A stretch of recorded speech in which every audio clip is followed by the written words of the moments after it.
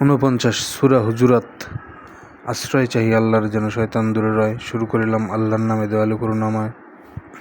বলছে মুমিনদেরে, আল্লাহ ও তার রাসূলের চেয়ে অগ্রে যেও না বেড়ে। আল্লাহকে করো ভয়, আল্লাহ তো সব শোনেন এবং জানেন সুনিশ্চয়।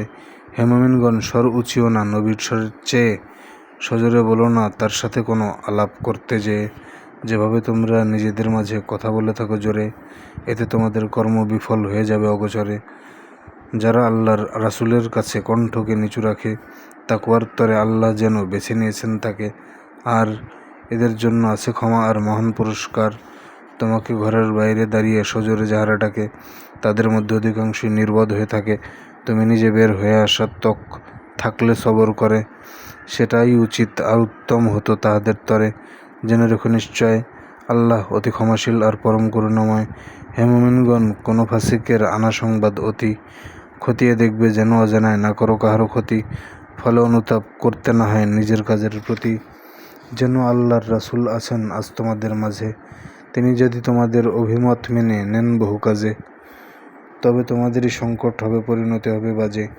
তোমাদের দিলে দিয়েছেন প্রভু ঈমানের ভালোবাসা, সে আকর্ষণে তোমাদের দিল করে দিয়েছেন ঠাসা।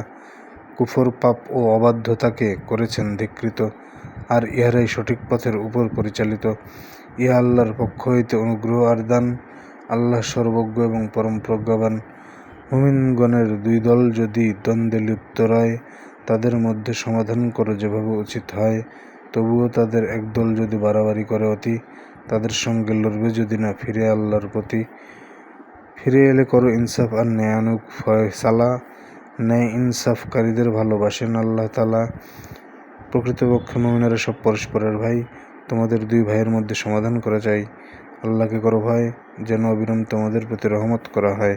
হে মুমিনগণ শোনো, যেন উপহাস না করে পুরুষ অন্য পুরুষে কোনো, তারা তাদের চেয়ে হতে পারে উত্তম আরও অতি।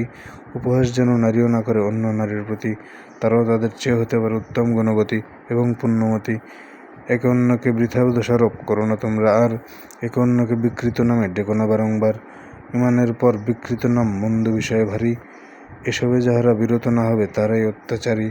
হরেক রকম অনুমান থেকে বাঁচো হে মুসলমান, বড় অন্যায় অতিশয় পাপ কোনো কোনো অনুমান।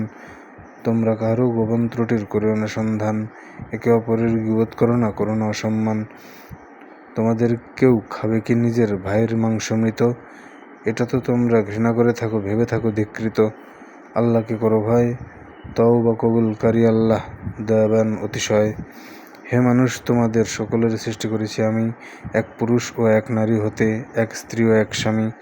অতঃপর নানা জাতি ও গোত্রে খণ্ড করেছি, যাতে একে অন্যকে চিনে নিতে পারো, পরিচিত হও তাতে।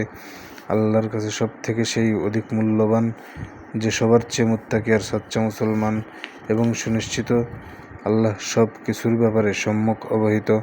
আমরা ঈমান এনেছি যখন বলে মরুবাসীগণ, তাহাদেরও বলো ঈমান আনুনি না বলো যতক্ষণ।